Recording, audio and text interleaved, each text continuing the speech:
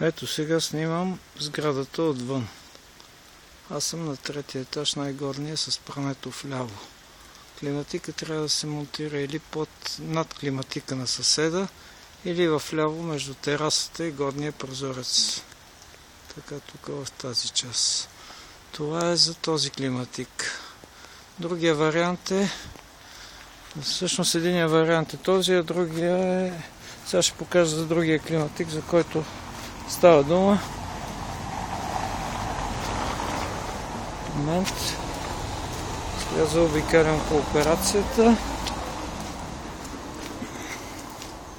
Отново говорим за третия етаж. Ето вижда се сега къде е климатика, който е монтиран. Над него стъклената тераса, точно над тялото, което е монтирано в момента. Там ще трябва да монтираме външното тяло за моя климатик. Сега ще направя няколко снимки отвътре, за да видите как изглеждат от там нещата. Това е фасадата на сградата отзад от към север. От тук се влиза. Така.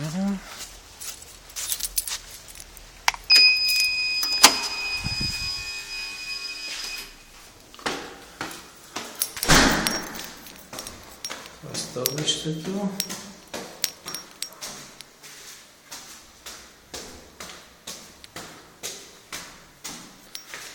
Така.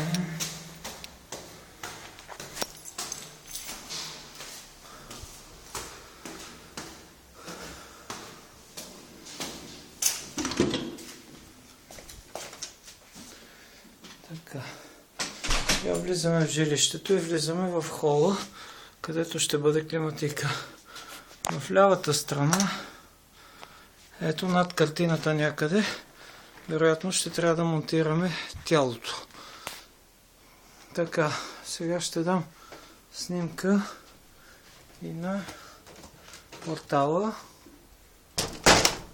Ето го. Портала, момент, завъртам се.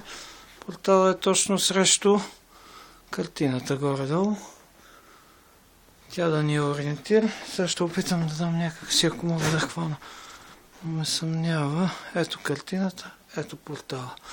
Така, излизам навън на терасата. Значи, ето го въпросния парапет, който казахме, че е на 1,10 м. Сега ще се снимам, за да видите при мен докъде идва като височина. Така някъде до пъпа ми. От тук, ето как изглеждат нещата надолу. Ако има как да се подадем през долната тераса, той ще бъде или над това тяло, или малко в ляво на мене.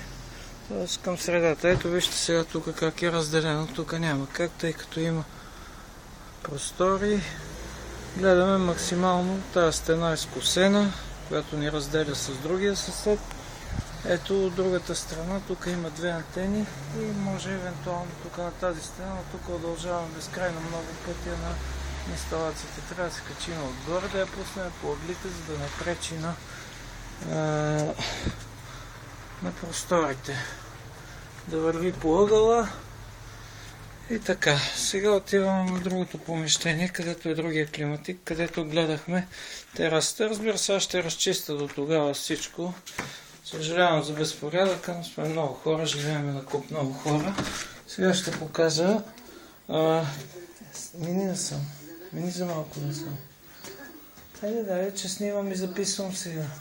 Така, сега ще покажа мястото на... Това е тази стая, както я виждате.